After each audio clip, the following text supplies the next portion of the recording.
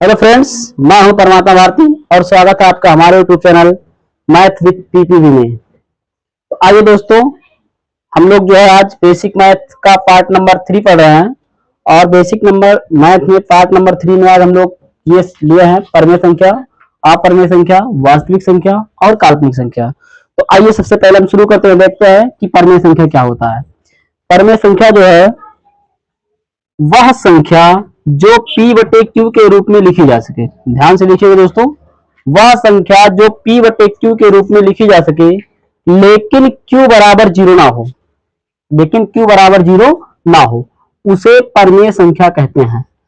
ऐसी संख्या जो P बटे Q के रूप में लिखी जा सके उसको जो है, और Q बराबर यानी कि Q का मान 0 ना हो, उसे परमेय संख्या कहते हैं। जैसे देखिए, हमने यहां लिख दिया 4/3, तो ये एक परमेय संख्या है। ये P बटे Q के रूप में लिखी, यानी कि ऊपर वाला हो जाएगा P और नीचे वाला हो जाएगा Q। P बटे Q के रूप में लिखा है ये, तो इसको एक परमेय संख्या कहेंगे। हमने लिख दिया 10/25, तो यह भी एक परमेय संख्या है। ये एक परमेय संख्या है, P बटे Q के रूप में लिखा है। नीचे वाला 0 नहीं होना चाहिए, बाकी ऊपर वाला 0 होना चाहिए। अब दोस्तों आइए देखते हैं हम जो है परमेय संख्या के प्रकार। परमेय संख्या कितने प्रकार के होते हैं? तो परमेय संख्या 3 प्रकार के होते हैं। एक होता है ऋणात्मक, मैं इसे बता दे रहा हूं, ऋणात्मक परमेय संख्या, ऋणात्मक परमेय संख्या। और एक होता है शून्य परमेय संख्या, और एक होता है धनात्मक परमेय संख्या। अब देखिए, ऋणात्मक परमेय संख्या किसको कहेंगे? ऐसी परमेय संख्या जिसके पहले माइनस का चिन्ह लगा हो। जैसे हमने लिख दिया ये 5/4 पहले था, अब इसके पहले माइनस लगा, तो ये एक ऋणात्मक संख्या है। फिर यहाँ पे -7/3, ये एक ऋणात्मक परमेय संख्या है। -18/19, ये एक ऋणात्मक परमेय संख्या है। और काफी ऋणात्मक संख्याएं हैं, परमेय संख्याएं आप ऐसे बना सकते हो। फिर शून्य परमेय संख्या, देखिए किसको कहेंगे? शून्य परमेय संख्या वह परमेय संख्या जिसका अंश 0 हो, 0/5, 0/3, 0/10, 0/9। कोई अगर कह रहा है कि क्या 9 बटे या 19/0 परमेय संख्या है, तो ये परमेय संख्या नहीं है, क्योंकि यहां नीचे वाला 0 आ गया। हम लोग देखे हैं कि जिसका लेकिन Q बराबर 0 ना हो, मतलब परमेय संख्या हम उसको कहेंगे कि नीचे वाला 0 ना आए, तो उसको परमेय संख्या कहेंगे। तो 0 बटा यानी कि शून्य परमेय संख्या बनाना है, तो शून्य परमेय संख्या में आपको ध्यान देना है बस ऊपर वाला 0 हो, बाकी नीचे कोई भी एक संख्या लिख दीजिए। 0 छोड़ करके कोई भी संख्या लिख दीजिए, तो शून्य परमेय संख्या बन जाएगा। फिर देखिए दोस्तों, धनात्मक परमेय संख्या क्या होता है? वह परमेय संख्या जिसके पहले जो है प्लस का चिन्ह लगा हो। जैसे देखिए, ये प्लस का चिन्ह लगा है।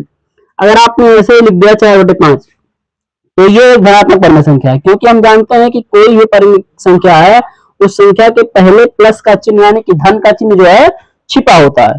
तो ये 4/5 एक धनात्मक परमेय संख्या है। 6/7 एक धनात्मक परमेय संख्या है। 10/23 ये भी एक धनात्मक परमेय संख्या है। तो ये हमने जाना परमेय संख्या के बारे में, और परमेय संख्याओं के प्रकार के बारे में हम लोग जान लिए, ऋणात्मक परमेय संख्या, शून्य परमेय संख्या और धनात्मक परमेय संख्या। अब दोस्तों आइए देखते हैं हम अपरमेय संख्या। अपरमेय संख्या किसे कहते हैं? ध्यान दीजिए, अपरमेय संख्या, अपरमेय संख्या।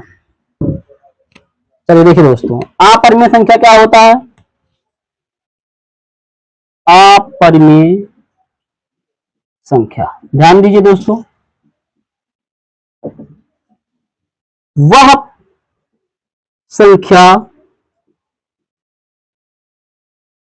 जो P बटे Q के रूप में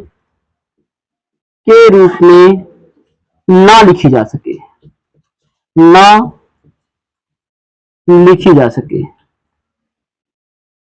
वह संख्या जो P बटे Q के रूप में ना लिखी जा सके, उसे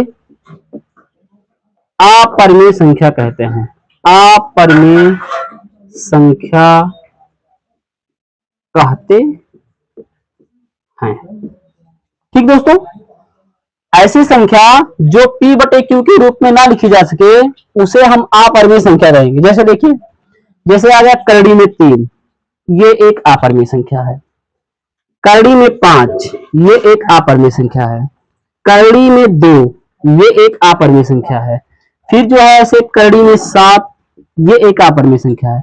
मतलब हर वो करड़ी में लिखी हुई संख्या अपरिमेय संख्या कहलाएगी कि जिसका आप स्क्वायर रूट निकालिए। अभी आगे हम पढ़ाएंगे स्क्वायर रूट निकालना, स्क्वायर रूट निकालना सब बताया जाएगा। अभी बेसिक से, इसीलिए दोस्तों हम एकदम बेसिक से यानी कि एकदम जीरो से लेकर के चल रहे हैं। एकदम जो बच्चा कुछ भी नहीं जानता होगा वो इस वीडियो को देख करके छोटी छोटी चीजों को समझ करके और वो जो है जान सकता है, समझ सकता है। तो इसीलिए हमने जो है यहाँ पे बहुत छोटी छोटी चीजों को लेके चला है यहाँ पे। तो ये सब जो है अपरिमेय संख्या है। मतलब मैं ये बता रहा था कि हर वो संख्या करड़ी के अंदर लिखी हो जिसका वर्गमूल निकाला जाए तो उसका वर्गमूल निकालने पर दशमलव में आए। जैसे उसका मान दशमलव में आए, जब वर्गमूल निकाले किसी भी संख्या का तो उसका वर्गमूल निकालने पर दशमलव में आए। तो जब दशमलव में आएगी तो वो संख्या जो है अपरिमेय संख्या कहलाएगी। ठीक है दोस्तों, तो ये सब अपरिमेय संख्या है। ऐसे और कई सारे एग्जाम्पल हैं, बहुत सारे एग्जाम्पल हैं। आप